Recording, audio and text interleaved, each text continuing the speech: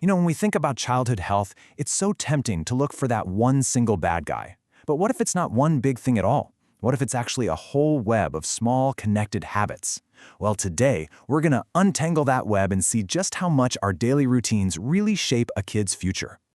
Okay, let's just jump right in with a number. 21.1%. That's a big one. The CDC says that was the obesity rate for U.S. kids and teens between 2021 and 2023. And get this, it's a record high.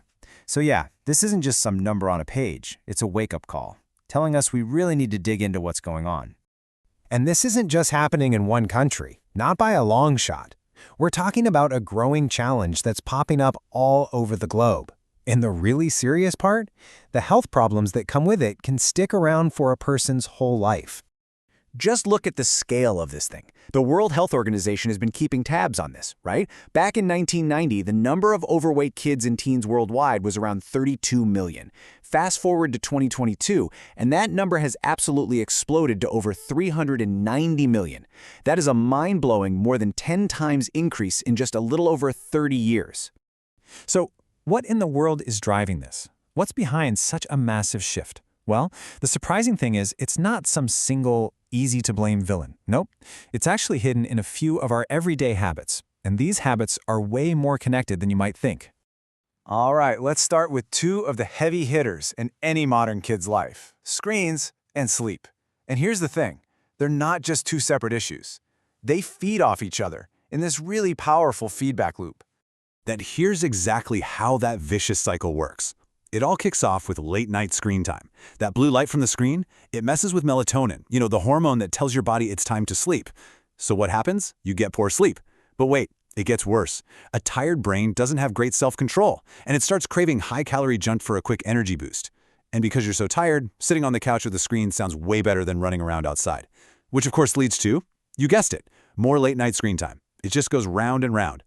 And look, this isn't just some theory we cooked up. The data is crystal clear. Check this out. One study tracked a bunch of preschoolers. The ones who got too little sleep and had a lot of screen time, they had double the risk of being obese by the time they were 5. Double! It just goes to show how powerful this 1-2 punch really is. But these habits don't just magically appear when a kid starts school. They actually start forming way, way earlier. We're talking right from their very first bites. The way a child is fed can literally set the foundation for their entire relationship with food. So there's this really important idea called responsive feeding. And it's not about just shoveling food in, right? Think of it more like a conversation. It's all about the parent or caregiver paying attention and learning to read their kids' signals, not just when they're hungry, but also, and this is crucial, when they're full. And you can really see the two different paths this can take. On one side, you've got responsive feeding. It's calm, you're paying attention, you respect when the kid says they're done. But on the other side, you have the non-responsive way, pressuring them to finish, using food to calm them down, having the TV on during meals. These aren't just slightly different parenting styles, they are teaching two completely opposite lessons about food and how to listen to your own body. And that's where the real long-term damage of that non-responsive approach comes in. Because think about it, every time a child is forced to eat when they're already full, it's like you're turning down the volume on their body's internal "I'm full" signal. And if you do that enough, you can actually mess up their natural ability to know when to stop eating. This brings up another really common one, using food as a reward. If you're good, you can have a cookie. And honestly, this quote from Marlene Schwartz at the Rudd Center just perfectly captures how backward that is. She says, "It's like teaching a lesson on not smoking and then handing out ashtrays and lighters to the best listeners." I mean, wow. It just completely undermines the whole point, doesn't it? Okay, so if we can't use food as a reward, then what do we do?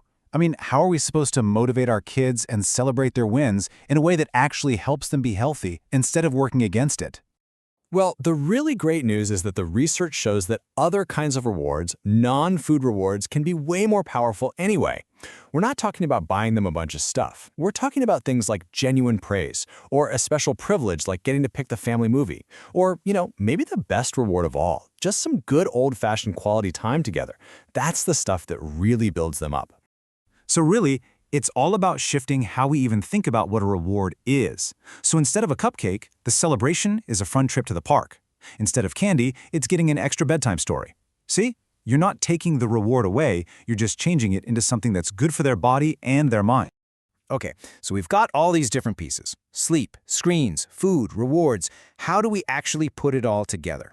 Well, the key is realizing this isn't about fixing one kid. For this to really stick, it has to become part of the whole family's routine.